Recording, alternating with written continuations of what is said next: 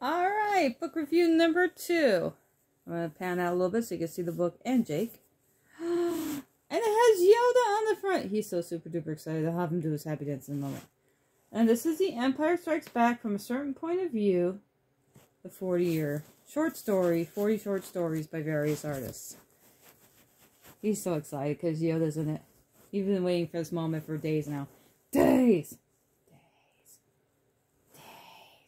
Alright. Calm down. I'm giving this 3 stars. Now, I must say, I read the first from a certain point of view about New Hope, and I like that one better than this one. But this one's also good. Now, if you don't know what I do with short storybooks, it's going to be a long review. Because I'm going to review all 40 stories. But quickly. It won't take long. If you know how to do my reviews, I give a synopsis, and then I tell you if I like it or not. So I'm going to give you a brief synopsis about each story, of course, without giving anything away. And I'll tell you if I liked it, hated it, or thought it was okay. Alright. So. And the nice thing is I have notes on my laptop because, you know, after 40 stories, you kind of forget. The thing that kind of bugged me a lot about this was half of the book was stories on Hoth. I got sick of Hoth. And I thought I would never say that, but I got sick of Hoth. Alright, let's begin, shall we? Alright. First one's called Eyes of the Empire by Kirsten White. It was a good story. It was a story about a girl who works for the Empire. Story about a girl who works for the Empire working on the bots. It was alright. It was a good story. I enjoyed it. Okay. Hunger by Mark Oshiro. This was a great story, and I loved it. It was told from the Wampa's point of view. I'm like, what? Because I love the Wampa. And it was told from the Wampa's point of view, so I was so happy. So it was their point of view of when the rebels took over Hoth. It's like, so cool. Really awesome. Ion Control by Emily Skrutsky. It was an alright story. I put okay story. It was okay. Story about a rebel who helps Leia. It was alright. Nothing noteworthy about it, so. A Good Kiss by C.B. Lee. I keep writing, still on Hoth. It was also an okay story. There's a runner, like he's like a gopher. He wants something more, and he wants to be a pilot. And he also wants to be loved by this other dude named Jordan, so. It was okay. I mean, it was a good story, but it just didn't pull me in. She Will Keep Them Warm by Delilah S. Dawson.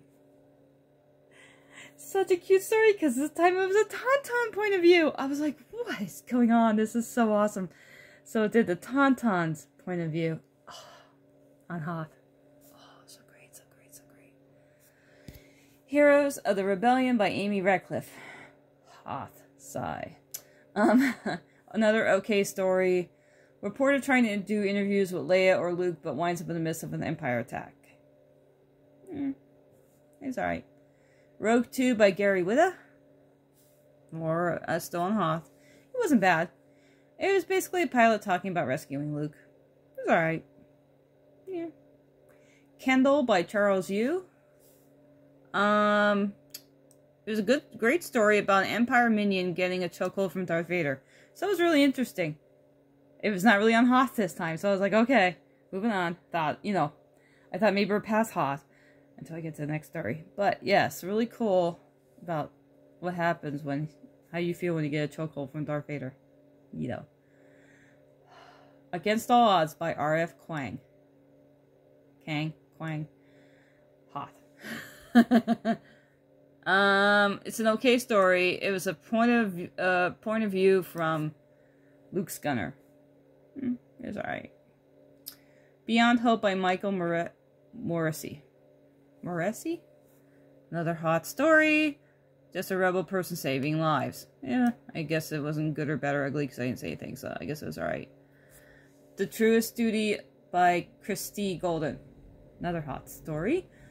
Story of an Empire lad that is in an AT-AT. It wasn't a bad story. It was pretty interesting. Story from an AT-AT. Can't go wrong with that. A Naturalist on Hoth.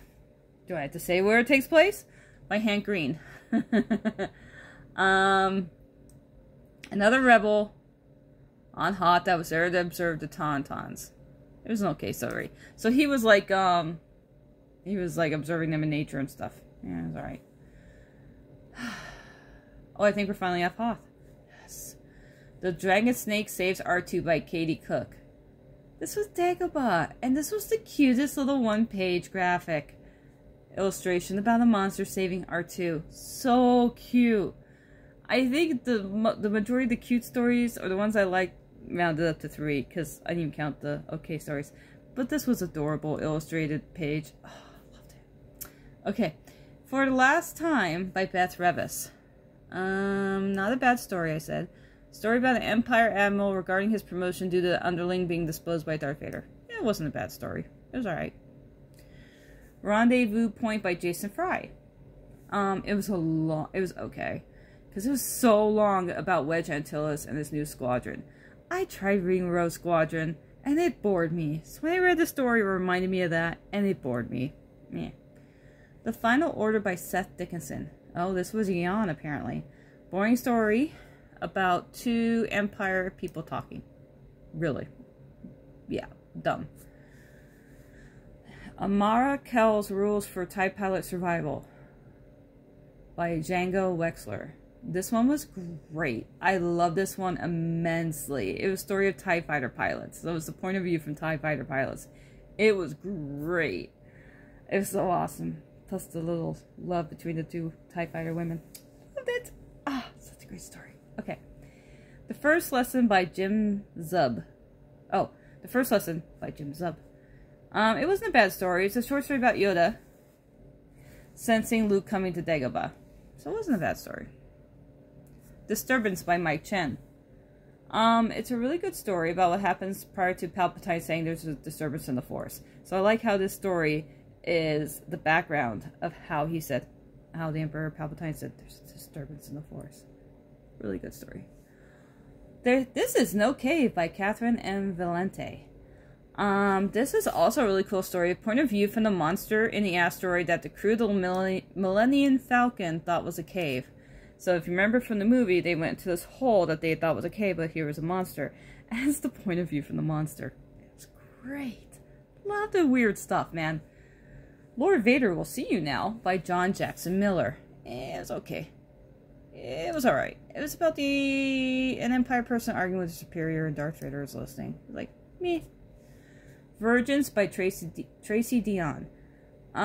This was another weird point of view. It was a really cool story in Dagobah about a tree. I knew it was in it. I'm assuming it was a tree. It was a weird, kind of thing. Point of view from Dagobah watching Yoda and Luke. Tooth and Claw by Michael Koch.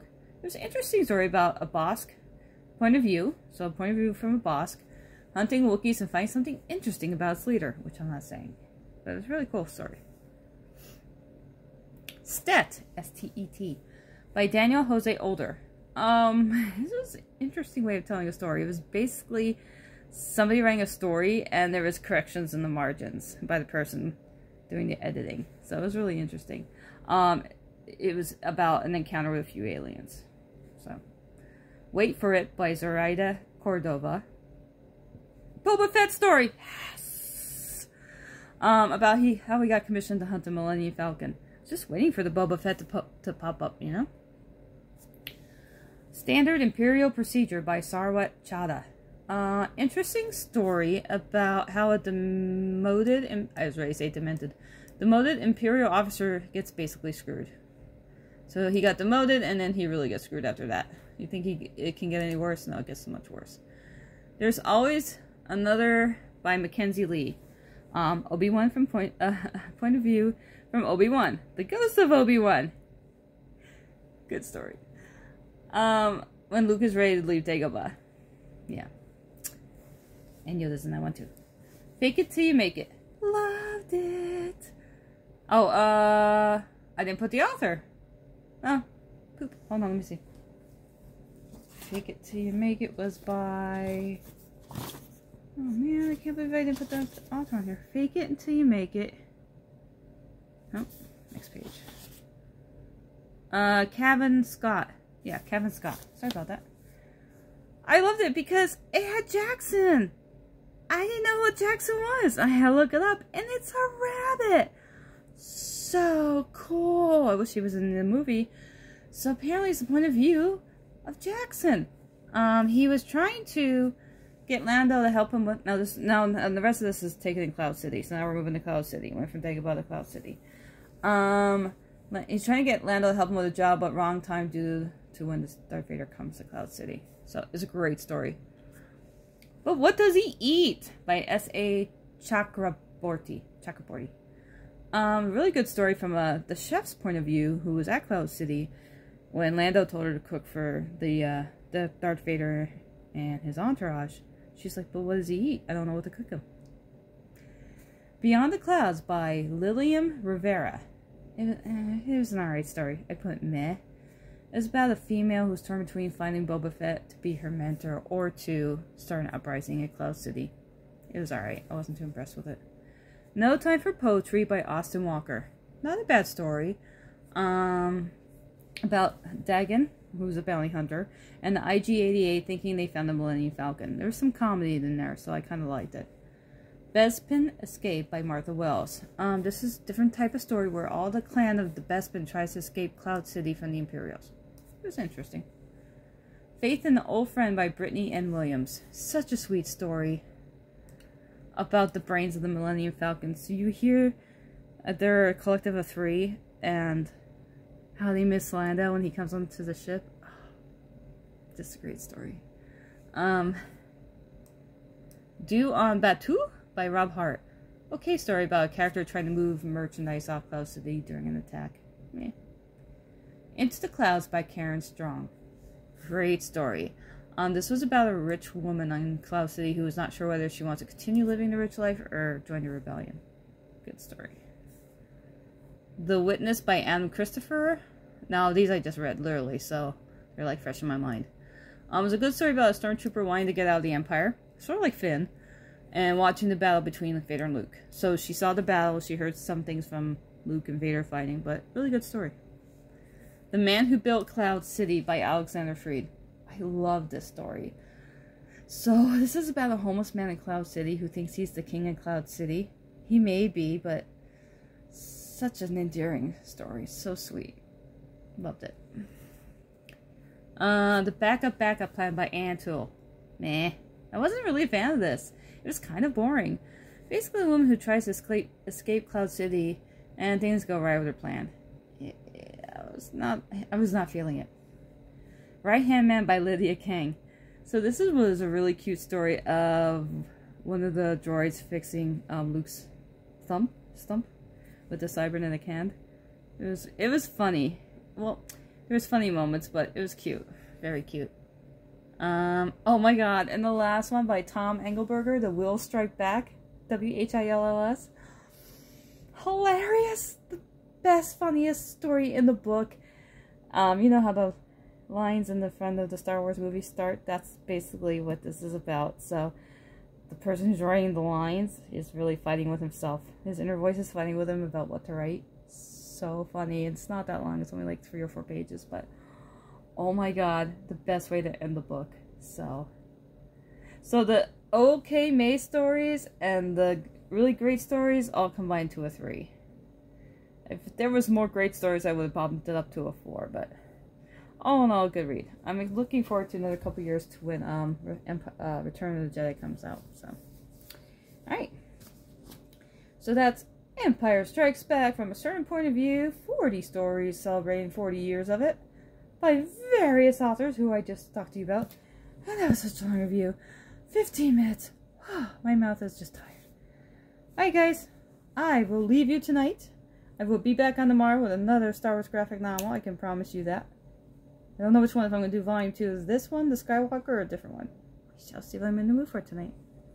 Alright, until tomorrow. I'll see you guys. Have a great night. Pleasant dreams and happy reading. Bye!